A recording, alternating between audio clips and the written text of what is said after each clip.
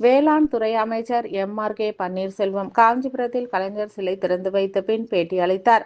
காஞ்சிபுரம் மாநகராட்சிக்கு உட்பட்ட மேட்டுத்தெருவில் அமைந்திருந்த காஞ்சிபுரம் மாநகர திமுக அலுவலகத்தை புதுப்பித்து புதிய கலைஞர் சிலையை நிறுவி அதனை இன்று காஞ்சிபுரம் மாநகர திமுக சார்பில் மாநகர திமுக அலுவலகம் மற்றும் கலைஞர் நூற்றாண்டு அரங்கத்தை கலைஞர் சிலையும் முதலமைச்சர் மு.க.ஸ்டாலின் காணொலி காட்சி மூலமாக திறந்து வைத்தார். இதில் வேளாண் துறை அமைச்சர் எம்.ஆர்.கே. பன்னீர்செல்வம், கைத்தறித்துறை அமைச்சர் காந்தி, பாராளுமன்ற உறுப்பினர் செல்வம், சட்டமன்ற உறுப்பினர்கள் சுந்தர் மற்றும் எழிலரசன் ஆகியோர் உடன் உள்ளனர். மாநகர செயலாளர் சி.கே.வி. தமிழ்ச்செல்வன் முன்னிலை வகித்தார்.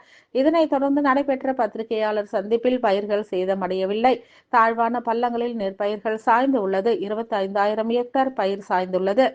இதில் 255 ஹெக்டேர் நெற்பயிர்கள் 33% ஈரப்பதத்தில் இருப்பது கண்டறியப்பட்டுள்ளது. பாதிக்கப்பட்ட இடங்களுக்கு ஏற்றாற்போல் இழப்பீடுகளை முதலமைச்சராக அறிவிப்பார். த.வே.க. தலைவர் விஜய் முன்பு செட் அமைத்து நடித்தார். ஆனால் தற்பொழுது அதே போன்று நடிக்கிறார். 100 கோடி 200 கோடி சம்பளம் வாங்கிய நடிகர் தற்பொழுது அரசியலுக்கு வருவதால் ஏதோ ஆதாயத்துடன் தான் வருகிறார். ஆனால் கொரோனா காலத்தில் மக்களுடன் நின்று போராடி வந்தவர் திமுக தான். ஆட்சிக்கு வருவோம் என்று எதிர்பாராமல் எப்போதும் மக்களிடம் நிற்பதுதான் திராவிட முன்னேற்ற கழகம் என வேளாண் துறை அமைச்சர் எம்.ஆர்.கே. பன்னீர்செல்வம் காஞ்சிபுரத்தில் பேட்டியளித்தார்.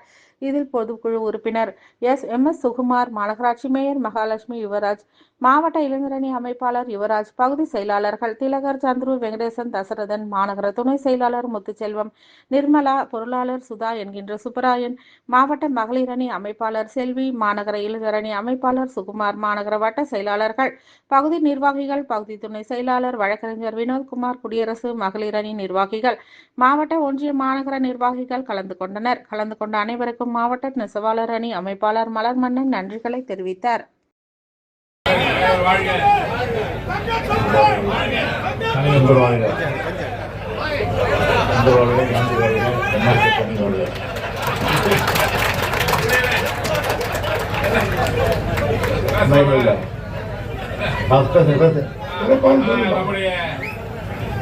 இந்தியாவிற்கே வழிகாட்டுகின்ற ஒப்பற்ற முதலமைச்சர், நம்முடைய திராவிட முன்னேற்ற கழகத்தினுடைய ஆற்றல் மிகுந்த தலைவர், நம் நெஞ்சமெல்லாம் நிறைந்திருக்கின்ற திராவிட நாயகர் அவர்களுக்கு இந்த நேரத்தில் எங்களுடைய நன்றியையும் வணக்கத்தையும் தெரிவித்துக் கொள்கிறோம்.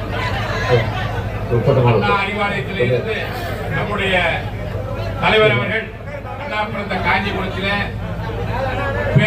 பேரறிஞர் அண்ணா அவர்களால் கேட்டு பெறப்பட்ட இந்த இடத்தில ஏடிஎஸ் பணி மாளிகை என்று பெயரிடப்பட்டு முத்தமிழர் கலைஞரால் திறந்து வைக்கப்பட்ட இந்த நகர கழக அலுவலகம் தற்பொழுது மாநகர கழக அலுவலகம். எனவே இந்த அலுவலகத்திலே நம்முடைய முத்தமிழர் கலைஞர் அவருடைய மார்பளவு சிலையும் அதை போலவே கலைஞருடைய நூற்றாண்டு விழா அரங்கத்தையும் இன்றைக்கு புனரமைக்கப்பட்டு அதை தங்களுடைய திருக்கரங்களால் திறந்து வைக்க இருக்கின்றீர்கள். ஏற்கனவே இந்த இடம் கேடிஎஸ் பணி அவர்களால் வழங்கப்பட்டு திராவிட முன்னேற்ற கழகத்திற்கு அப்பொழுது நகர செயலாளர் ஏ. சுப்பிரமணியன் அவர்கள் இந்த கட்டடத்தை கட்டி திறந்து வைத்திருக்கிறார்கள். அப்பொழுது அண்ணாவுடைய சிலை, மார்பளவு சிலையை அவர்கள் திறந்து வைத்தார்கள். அதனை தொடர்ந்து 2004 தலைவர் அவர்கள் நீங்கள் வந்து காஞ்சிபுரத்திலே கழக கொடியேற்றி வைத்தீர்கள். 96 கலைஞர் அவர்கள் கட்டடத்தை திறந்து வைத்த போது சட்டமன்ற தேர்தலில் மகத்தான வெற்றியை பெற்றோம். 2004 நீங்கள் கழக கொடியேற்றி கல்வெட்டியை அமைக்கும் பொழுது மகத்தான வெற்றியை பெற்றோம். அதனை தொடர்ந்து 2019 காஞ்சிபுரத்தில் வந்து தலைவர் கலைஞருடைய முழு உருவ சிலையும் பேரறிஞர் அண்ணாவுடைய முழு உருவ சிலையும் கலைஞர் பாவலோட மாளிகையை தாங்கள் திறந்து வைத்த போது நாடாளுமன்ற தேர்தலில் அதனை தொடர்ந்து இன்றைக்கு இங்கே காஞ்சிபுரத்தில் 2025ஆம் ஆண்டு இன்றைக்கு தாங்கள் திறந்து வைக்கின்றது. தமிழ்நாட்டுக்கு ஒரு மகத்தான வெற்றியை சட்டமன்ற தேர்தலில் நீங்கள் பெற்றுத்தர போகிறீர்கள் என்பதற்கு இது ஒரு அச்சாரமாக இருக்கும் என்பதை மகிழ்வோடு தெரிவித்து இன்றைக்கு தமிழ்நாட்டு மக்களை ஓரணியில் திரட்டி தமிழ்நாட்டை தலைநிமிர செய்கின்ற வகையில பல அற்புதமான சாதனைகளை நிகழ்த்தி இந்த பாசிச ஆட்சிக்கு எதிராக தமிழ்நாட்டினுடைய உரிமைகளை மீட்கின்ற ஒரு போராளியாக விளங்குகின்ற நம்முடைய திராவிட நாயகர் அவர்கள் தங்களுடைய திருக்கரங்களால் இந்த கலைஞர் நூற்றாண்டு அரங்கம் அமைந்திருக்கின்ற கேடிஎஸ் பணி மாளிகையை திறந்து வைப்பதோடு கலைஞருடைய மார்பளவு சிலையையும் திறந்து வைக்க வேண்டும். காஞ்சிபுரத்தில் 2 முழு உருவ சிலைகளையும் அதை போலவே 2 மார்பளவு சிலையும் இருக்கின்ற பெருமை மாவட்ட கழக கட்டடம் அது. இன்றைக்கு இது மாவட்ட கழகம். ஆக இந்த நிகழ்ச்சியில் பங்கேற்றிருக்கின்ற அமைச்சர் பெருமக்களுக்கும் அண்ணா அறிவாலயத்தில் இருக்கின்ற அமைப்பு செயலாளர் உள்ளிட்ட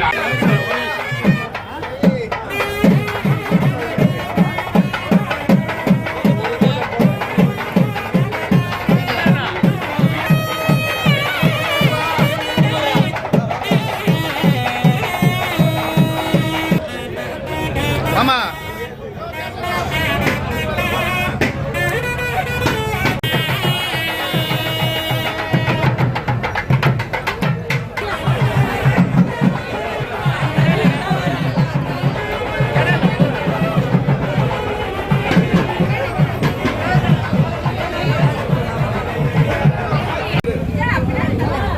சண்டை போடாதீங்கம்மா ஏமா கத்துறேங்க ஆ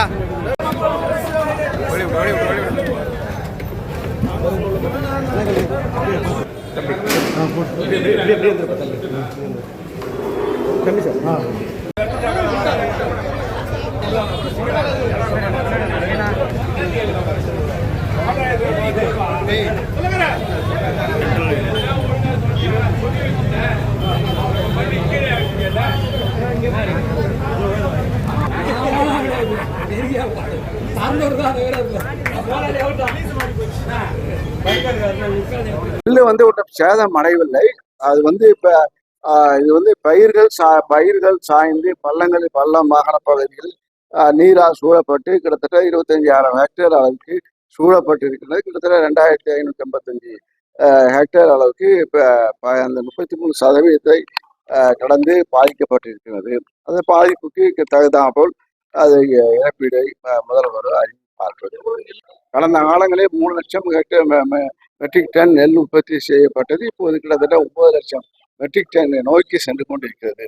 ஆக 2-3 மடங்கு உற்பத்தி செய்யும்போது கட்டமைப்பு பணியும் இங்கே முதலமைச்சர் பொறுப்பேற்ற பிறகுதான் இந்த 4 ஆண்டு காலத்தில் கிட்டத்தட்ட ஒரு 7 லட்சம் முதலமைச்சர் ஓபிஎஸ் முதலமைச்சர் இருந்தாங்க. எடப்பாடி பழனிசாமி இருந்தார்கள். அவர்கள் கட்டமைப்பை விரிவுபடுத்தவில்லை. ஆக அதுக்கு பிறகு இப்ப முதல்வர் பொறுப்பேற்ற பிறகு கிட்டத்தட்ட 7 லட்சம் கூடுதலாக 7 லட்சம் அளவிற்கு நெல் மெட்ரிக் டன் நெல் கொள்முதல் வைக்கின்ற அளவுக்கு இங்கே உருவாக்கப்பட்டிருக்கிறது. ஆக இப்போது இந்த தீபாவளி இடையில இந்த தீபாவளி அதனால் செயற்பட்ட கொஞ்சம் தொழிலாளிகள்லாம் தீபாவளி விடுமுறை இந்த காலத்தால் சில இது கொஞ்சம் இருக்கு. அதனால இப்ப வந்து நெல் பாதிப்பில்லை. எல்லாத்தையும் இப்போ அப்புறப்படுத்தப்பட்டு பாதுகாப்பான இடத்திலே வைக்கப்பட்டிருக்கின்றது. அவங்க இது முளைச்சுதான் அப்ப அவங்க நாற்றா வளர்த்தாங்க. அது வந்து கண்ணுக்கு தெரிஞ்சு வளர்ந்தது. அது நாற்று வந்து அவர்கள் அதான் திறந்த வெளி கிடங்குகள் அமைத்து அதிலே மோட்டை வைத்திருந்தார்கள். ஆனா முதலமைச்சர் அவர்கள் திறந்த வெளி கிடங்கை இருக்கக்கூடாது என்று அறிவித்து அந்த பாதுகாப்பான இடங்களிலே நெல் மூட்டைகள் அடுக்கி வைக்கப்படுகிறது. அந்த காலத்திலே நாற்று பயிராக வளர்ந்தது காட்சி. இப்போது இப்ப ஏற்பட்ட ஒரு திடீரென்று வடகிழக்கு பருவமழை துவங்கும் என்று அறிவித்தா ஒரு 10-15 நாள் கழிச்சா மழை பெய்யும். ஆனா வடகிழக்கு பருவமழை 10ஆம் தேதி தொடங்கும் என்று அறிவித்த உடனே பலத்த மழை எதிர்பார்க்கிறது. ஆக அதை உரிய நடவடிக்கை எடுத்து இப்போது அந்த துறையினுடைய சார்ந்த அனைத்து அதிகாரிகளும் அங்கிருந்து அங்கே ஒவ்வொரு கொள்முதல் நிலையத்திலும் சென்று அவர்கள் இந்த நெல்லை பாதுகாப்பான இடத்திலே அப்புறப்படுத்தி கொண்டிருக்கிறார்கள். அவங்க நடிக்கிறாங்க, படம் நடிக்கிறாங்க. அதை ஷூட்டிங் செட் அமைத்து ஷூட்டிங் பண்ணாங்க. இப்ப படம் நடிக்கிறாங்க. யாரை எந்தெந்த காலத்துல இது சொல்ல போனால் கொரோனா இப்போ ஒரு நீங்களே ஒரு உதாரணம் எடுத்துக்கொள்ள வேண்டும். கொரோனா காலத்துல தீவிரமான கொரோனா காலத்துல இந்த 2 ஆண்டு காலம் இருக்கிறது ஆட்சியாளரும் வரவில்லை, எந்த கட்சியும் வரவில்லை, எந்த நடிகரும் வரவில்லை. ஆனா திராவிட முன்னேற்ற கழக தொண்டன் தான் அந்த ரோட்ல இருந்து மக்களுக்கு தேவையான உங்களுக்கு கூட நன்மை செய்திருப்பாங்க. அப்போ எல்லாம் அரிசி கிடைச்சிருக்காது, காய்கறி கிடைச்சிருக்காது, மளிகை ஜாமான் கிடைச்சிருக்காது. அதையெல்லாம் வழங்கியது களத்தில் நின்று வழங்கியது திராவிட முன்னேற்ற கழகம் தான். இப்ப நடிக்கிறவங்க இப்ப நடிப்பு தொழிலை விட்டுட்டு இப்ப வராங்கன்னா ஏதோ ஒரு ஆதாயத்துக்காக போவாங்க. ஆக இதான ஆதாயம் எதிர்பார்க்காம இங்கு உடைக்கு இந்த கட்டிடமே ஒரு சாட்சி. இதெல்லாம் ஒரு ஆக நடிக்கிறவங்க நடிப்பாங்க. இப்போ நடிக்கிட்டு அப்போ அது காஸ்ட்லியான சினிமா போட்டாலும் இப்போ ஒரு 10 லட்சமா கிடையாது, இல்லை 100 கோடி 200 கோடி. ஆக இப்பெல்லாம் வச்சுட்டு வராங்கன்னா ஏதோ ஒரு ஆதாயத்துக்காக வருவாங்க.